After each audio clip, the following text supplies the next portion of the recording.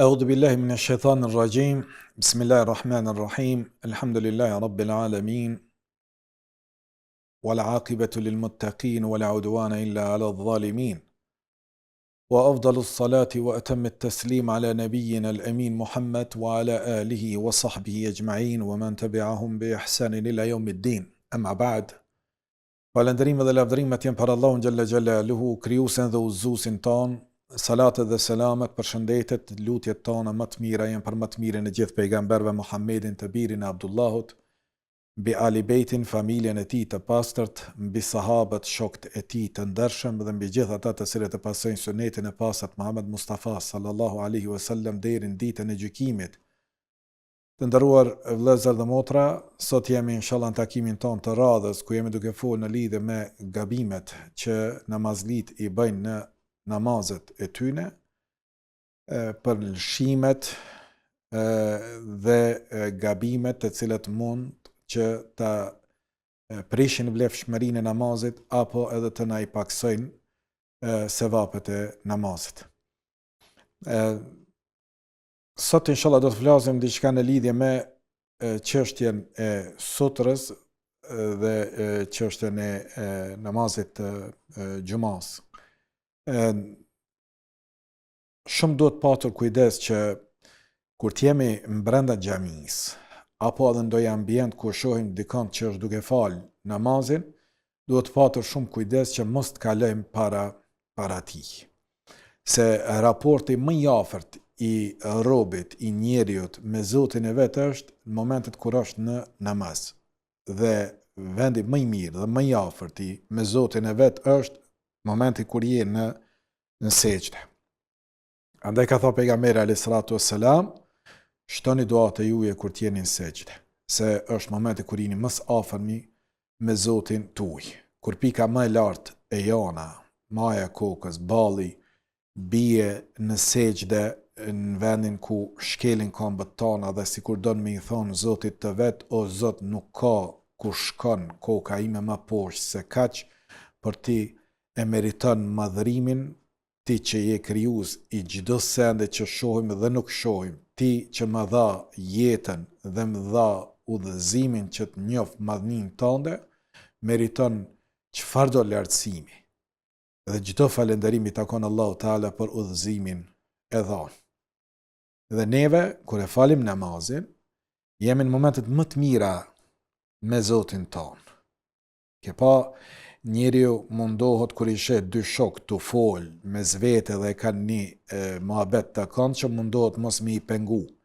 E ku është çështja kur i sheh dy të fejum ose burrë e gru që e kanë një muhabet po buzëqeshin sende e ti me hy edhe me i pengu. Mirë po shumë më lartë se kjo du të me qenë raporti ynë me Zotin tonë, që unë kur futem në namaz e di që po qëndroj para krijuesit tim, para Allahu Teala, dhe duhet më mundu që koncentrimin në maksimum ta kem në atë çfarë jam duke lexu dhe para ku jam duke qëndru. Prandaj nuk i delet përpara këtij personit i cili është i lidhur me Zotin e vet. Andaj duhet patur shumë kujdes mos me kalu para njerëzve që janë duke e fal namazin e tyre. Dhe nëse kalojmë, për këtë edhe kemi edhe mëkat. Dhe thot është mëkat t'i kalohet namazdiut, sikur që do të shohim në disa prej porosive të pejgamberit alayhi salatu wassalam. Resulullah sallallahu alaihi wasallam tregon Abdullah ibn Omerit, djali i Hazreti Omerit, radiallahu anhu ma thot, tha pejgamberi alayhis salam, falu vetëm pranë sutrës dhe mos lejo askën të kaloj para teje.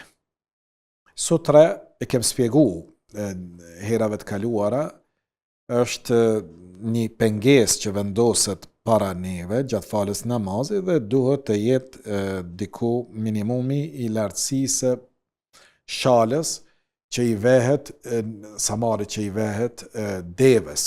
Ajo duhet me qenë diku një parakrah. Mrapa ajo samari i devës është një parakrah. Një parakrah është një bryll. diku 45-6 cm duhet të jetë lartësia e asaj pengese që e vendosim në kible para neve. Nëse nuk kemi në shtyllë, mur, apo dikënd edhe prej personave, të cilët do t'i shfrytëzojmë si sutre në namazin tonë. Dhe këtë vendosim që mos me na kalu shejtani dhe me na bo vezvese dhe me na pengu namaz. Për arsye se ka mundësi që shumë me na pengu kalimi i njerëzve dhe cytit e shejtanit me qërë shumë më të fuqishme dhe me na humb koncentrimin në namazin tonë. Edhe tha Resulullah sallallahu alaihi wasallam, falu vetëm pranë sutres. Dhe për fat keq, një sunet i këtill shumë pak respektohet xhamia tonë. Sheh personi midis xhamis falet edhe s'ka vendos asgjë. Në vend se të shkojë dikat merr ndoj shtyll para vetit apo të vendos edhe ndoj karrik apo diçka tjetër, apo të falet pas shpinës së diku që është veç më herët para teje që ka ardhur. Jo, ky lyp me qenë vetëm, edhe mes ti edhe murit të kibles ka distancë me metra, dhe fara nuk e ka derdin që duhet me vendos një sutre dhe njerëzit kalojnë para ti, bëhet sebeb edhe ata me mkatu, po edhe ky i ulen se vapët, sikur që do të shohim inshallah më vonë. Dhe tha pejgamberi alayhis salam, mos lejo askënd kaloje para teje. Falu para sutrës dhe mos lejo askënd kaloje para teje, nëse ai refuzon, çaj që do me të kalu, do të më jaqit dorën, me thon ndalu. Me po nëse refuzon, se ka prej njerëzve të cilët ta shtyjnë dorën, eko, se du me esti sun pengon mu lëvizja e lirë që po e quajnë tek ne, edhe mendon se është në autostradë edhe mundet me ecë katë doje dhe qysh doje dhe para kujt të doje, gjë që është gabim. Kur t'je në xhami, nuk mund të sillesh si ta don qefi yt, po ka rregulla të mirësjelljes, të ngritjes së zërit, të sjelljeve, të parakalimit, para namazlive tjerë. Këto janë rregulla që po mundohemi me i spjegu ashtu siç pejgamberi alayhis salatu sallam u ka spjegu shokëve ti dhe umetit ti në përgjësi. Nëse ai refuzon, ti i thu mos kalo, do thot s'bën me fol. Suni themi neve nirit, nalu, se po falem. Ti e namaz, veç e qet dorën, në mënyrë që të kuptoje se jam i lidhur në namaz, edhe ndalon, del mbrapa teje, edhe e vazhdon rrugën. Mirë po, nëse ai refuzon, atë le ta shtyje, thot pejgamberi alayhis salatu wassalam, sepse me të është shejtani. Shejtani e cyt atëne që të inatoset, edhe do shta të largon me mënyrë të dhënshme, të largon dorën tënde edhe insiston me kalu. Në hadith tjetër tha pejgamberi sa kur të falen ndonjëri për juve, le të falet pas sutrës, objekt i cili e pengon, do thot kalimin, dhe të mos lejoj askënd të kaloj përpara tij. Nëse dikush kërkon të kaloje, le ta pengoje atë, e nëse refuzon, le ta godase se ai është shejtan. Është fjala me të është shejtani që e nxit që të kalohet dhunshëm. Për shembull, transmetojnë që e kanë pa Abu Said al-Khudriun, një sahabi të pejgamberit alayhis salatu wassalam, hadithi është Buhariu, në sahihun e tij i përmendur, thot një ditë xhumë e pash Abu Said al-Khudri tek falej drejt para një sutreje, që e ruante nga kalimi i njerëzve. Një djalosh i fisit Beni Ebi Muaj u orvat kalonte para tij, por Abu Saidi e shtyri duke e prekur krahërorin e tij. Djaloshe e vreti, por nuk gjeti rrugë tjetër veç se të kalonte para Abu Saidi dhe përsëri deshi të kalonte, por Abu Saidi e shtyni më shumë se herën e parë, atëherë djaloshi e ofendoi atë. Pas kësaj, djaloshi shkon tek Mervani, te emiri, do thot guvernatori, dhe ju anku për veprimin që kishte bërë Abu Saidi. Abu Saidi pas e kur shkoi te Mervani, ky i fundit, Mervani e pyeti dhe i tha, çfarë ndodhi mes teje dhe këtij djalit vllaut tan musliman, o Abu Said, pse erdh ky mua anku, çka ka ndodhur? Ai ju përgjigj dhe i tha, e kom dëgju pejgamberin alayhi salatu wassalam të thot dhe e citon hadithin ku ka ndaluar Resulullah sallallahu alaihi wasallam të kalohet namazliut përpara dhe që namazliu ka për obligim ta pengoje atë i cili don me parakalu para tij, edhe që edhe pak përdore edhe forcën me shty për arsye se atë që e cyt për me bë këtë kalim të ndaluar është shejtani i mallkuar. Prandaj lejohet që kalimtari që don me kalu para namazliut të shtyhet edhe me forcë, edhe ndoshta mund të marrë edhe deri te më e keq, që ndoshta ky duke e shty ai me humb balansin e qëndrimit në këmbë dhe më urzu, edhe ndoshta edhe me përfundu me fatalitet. Edhe këtë çështje e kanë diskutuar dietarët, kanë thonë, a jep përgjegjësi ky nëse i ndodh atij ndoj fatalitet deri te edhe humbja e jetës? Ka thonë nuk jep përgjegjësi. Pse e ka zbatuar një sunet të pejgamberit alayhi salatu wassalam dhe ka ndodh një gabim që ka përfunduar me një fatalitet të tillë. Do thotë është shku aq larg saqë edhe kjo çështje është diskutuar te çështja e kalimtarëve, të cilët kalojnë para namazlive dhe nuk kanë kujdes për namazin e tyre. Pse ka një hadith tjetër, ka thënë Resulullah sallallahu alaihi wasallam, nëse njeriu do të dinte mëkatin e kalimit para një njeriu që falet, do të preferonte të priste 40 para se të kalonte para tij. Hadithën e transmeton Buhariu në Sahihun e tij dhe Muslimi në Sahihun e tij. Me po transmetuesi, njëri prej transmetuesve të hadithit, Abu Nadir, thot nuk e di çka tha pejgamberi alayhis salam. A tha 40 ditë apo tha 40 muaj apo 40 vite. Ju pikujtohet që tha me ditë njëri çfarë gjunoj ka mi kalu namazlis përpara, kishte me prit 40, por nuk ju kujtonte se për çka ishte fjala. A ishte 40 ditë pritje apo 40 muaj apo 40 vite. Për me tregu peshën e mëkatit se sa është e rëndë me i kalu një namazliut përpara atij në namazin e tij. Tenesa jemi neglizhant këtë çështje të nderuar vëllezër. Ai njërit mi thonë prit 40 sekonda se është e fal namazin duken shumë gjata, e lema me thonë 40 minuta.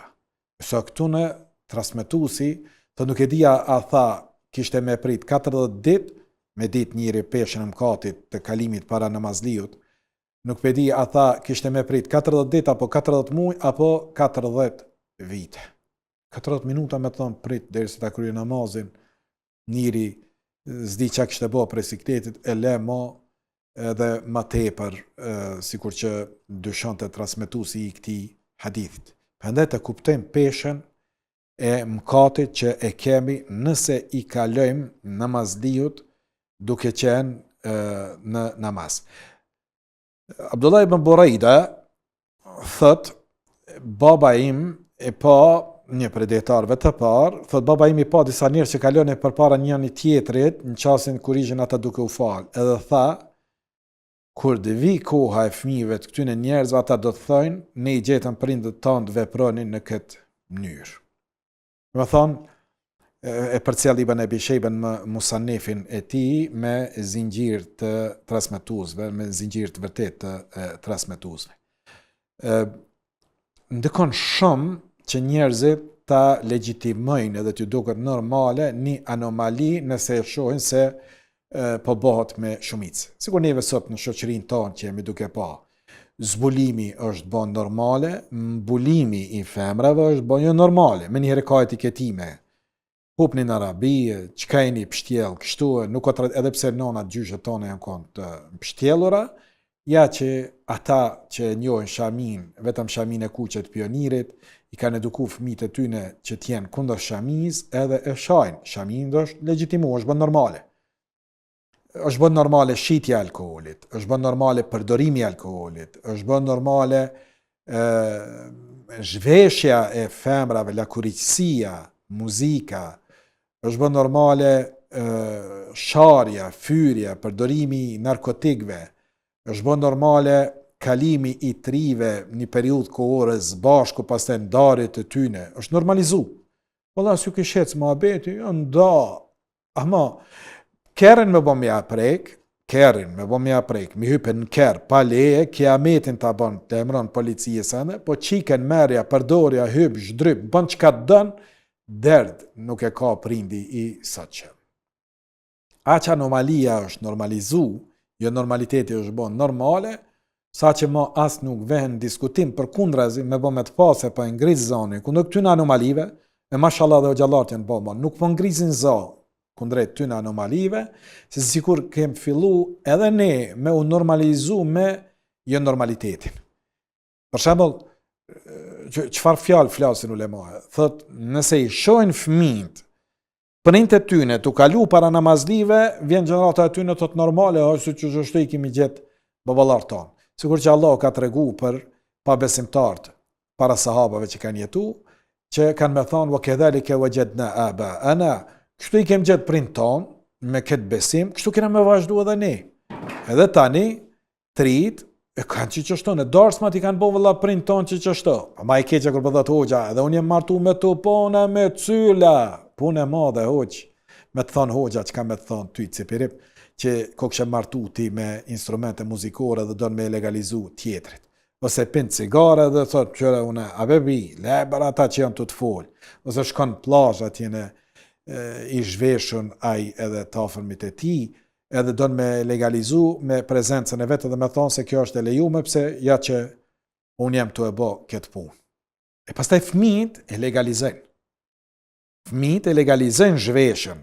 Njerë në fillim e patën legalizu në për plazha, mu zhvesh, tash edhe në për rrugë, edhe në për mexhlise, sa që i ke ankesat e djemve tritë, se do ankohen për motrat e tyne, që me miniqa rrinë me tesha totalisht të papërshtatshme për qëndrim brenda ambienteve, rrinë para familjarëve të vetë edhe para të hujve, gati se më tepër kanë pjesë të zhveshura të trupit se sa pjesë të mbuluara të trupit dhe është normalizu. E keqja normalizohet nëse nuk folet kundër saj, ndërun vllazë. E pastaj mas pari Allah e ka më pyet o xhallar, pse s'keni fol kur e keni pa të keqen? E pastaj edhe kam i pyet edhe njerëzit përgjithësi, pse e keni vepruar të keqen kur e keni ditë që u ka ndalu Zoti. E nëse ne nuk flasim, si kanë me ditë ata të cilët nuk kanë qasje në tekstet fetare. Prandaj duhet të ngritet zoni kundër çdo anomalie e cila është në kundërshtim me rregullat, dispozitat që na i ka vu krijuesi i ynë. Ne jetën duhet ta çojmë sipas parimeve të krijuesit ton, Allahu subhanahu wa taala dhe mësimeve profetike të Muhamedit alayhi salatu wassalam. Ne tek atëherë mund të shpresojmë se do të na hiqet kjo amulli, ky depresion, ky pesimizëm që i ka kaplu individet dhe shoqërinë tonë në përgjithësi. Njerëz të gjitha i kanë, po janë pakënaqur. E posedojnë shëndetin, e posedojnë shtëpinë, posedojnë mjetin e udhëtimit, posedojnë ushqimin e bollshëm, mirë po çuditërisht njerëzit zot janë pakënaqur për arsye se shpirti është fukara i uritur për fjalën e Zotit. Sot nuk ushqehet shpirti që ka prejardhë qellore, nuk ushqehet me produktin qellor, me fjalën qellore, fjalën e Zotit të vet. E shpirti kur nuk ushqehet, ai dobësohet, kur dobësohet e rrok atëherë pesimizmi dhe demoralizohet individi dhe shoqëria dhe i sheh njerëzit sot duke shku kërku ndihmës psikologjike për shka nuk dinë edhe vetë çka ka.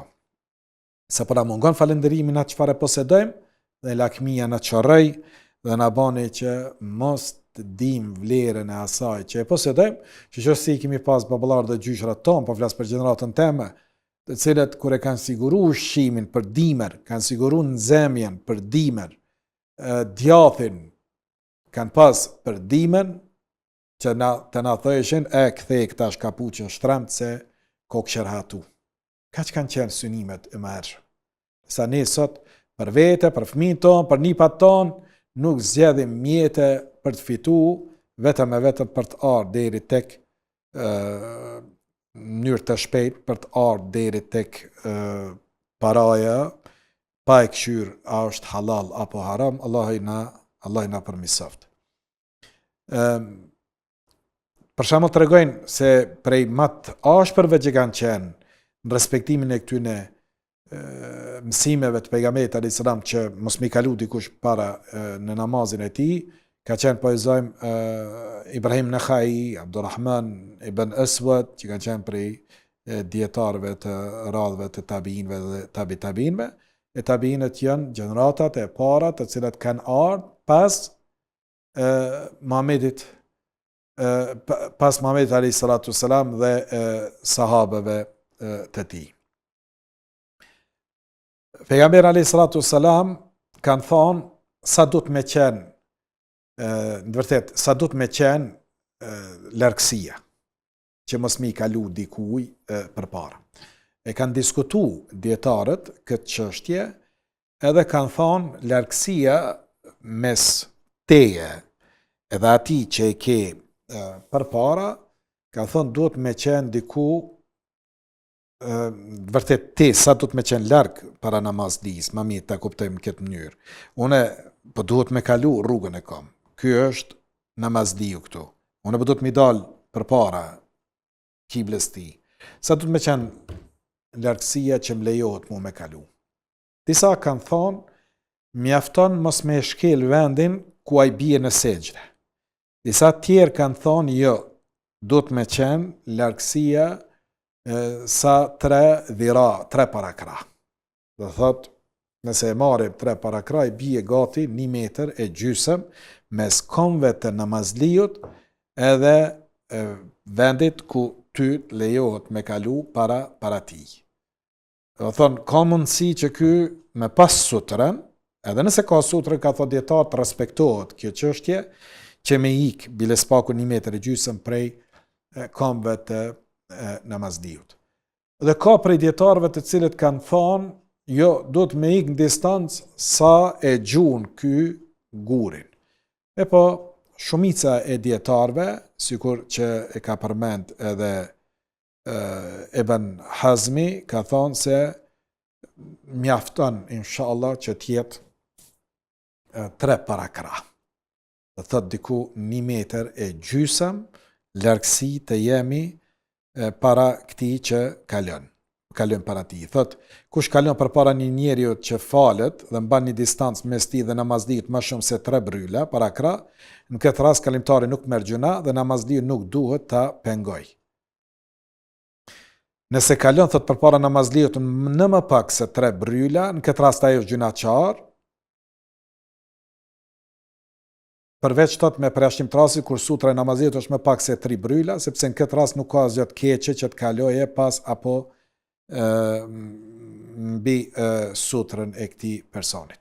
Nëse ai nuk e ka vendos 3 bryla, e ka vendos pak më këndej dhe ka sutrë, edhe unë po kaloj para tij Ibn Hazm e Dhahiri në Muhalla në librin e tij të njohur të fikut, thotë nuk prish punë inshallah, edhe nëse kalojmë neve para tij, edhe nuk e ka gjunahin ky kalues që i ka kalu këti personi. Pa dhe do të me pas kujdes, edhe ti kur merë sutrën, bënë një farë distancë, që mes teje edhe vendit të sutrës, me qenë diku 1 metër e gjysëm largësi prej komve tua, prej majve të gishtave të komve tu.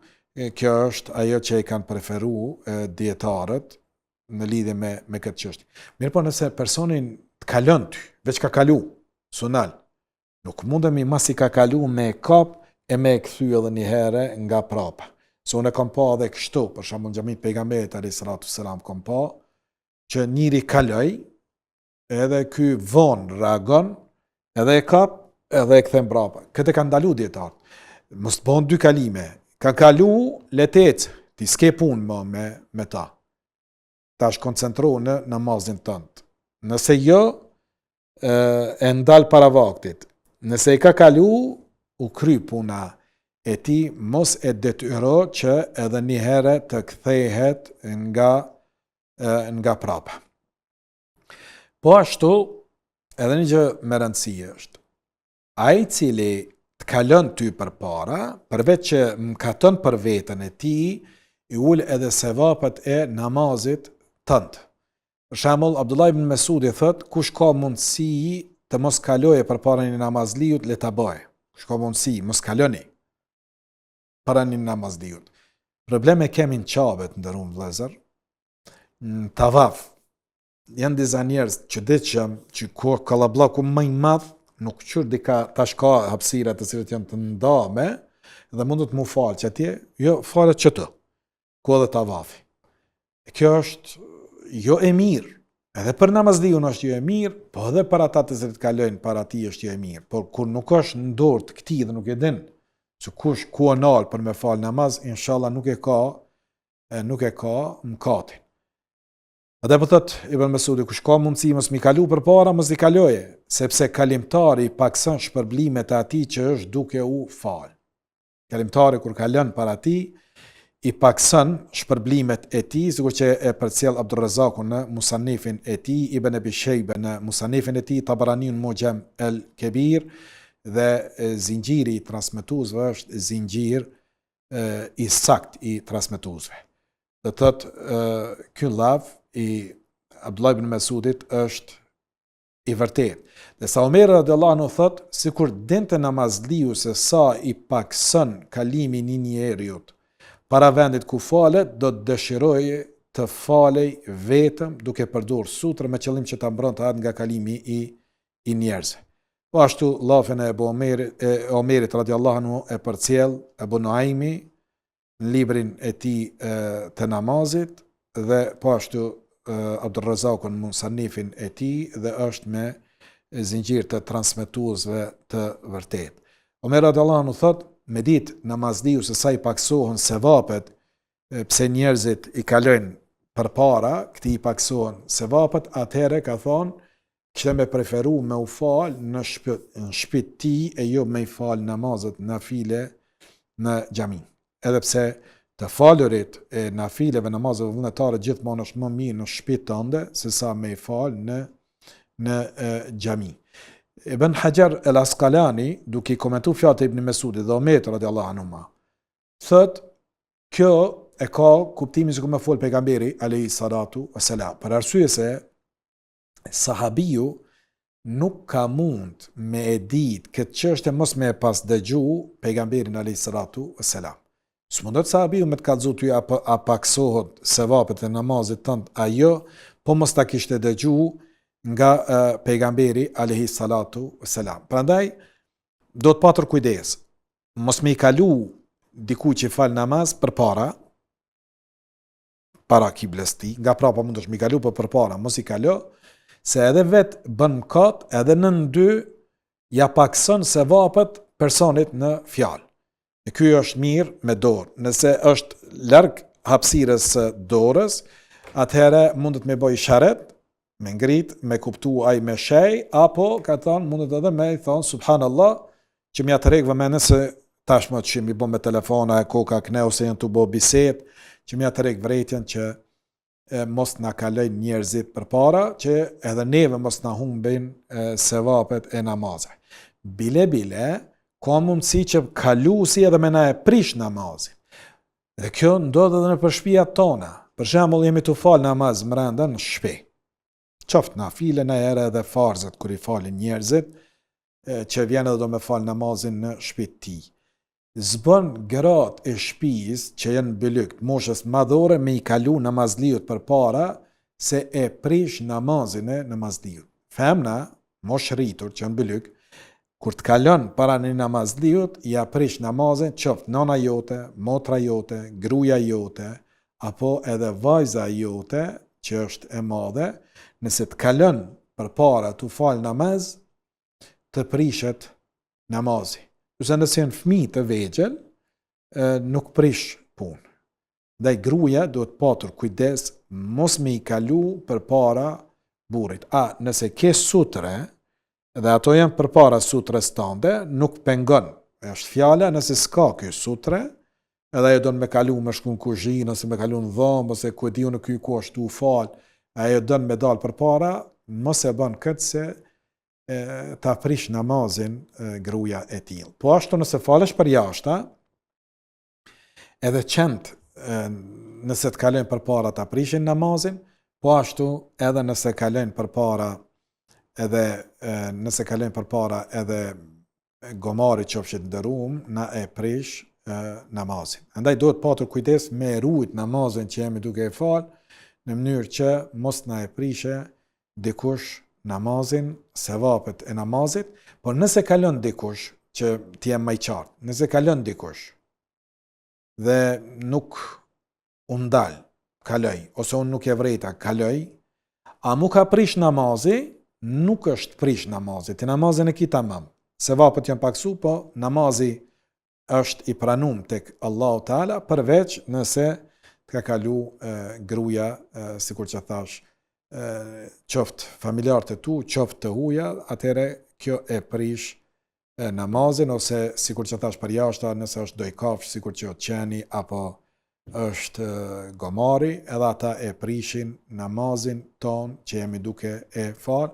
Allahu Teala na bëf për atyne të cilët e falin namazin ashtu siç na ka mësu Resulullah sallallahu alaihi wasallam, dhe na bëf për atyne që i mësojnë rregullat e namazit, i zbatojnë vet, po edhe nuk bën pengesë për tjerët të cilët e falin namazin.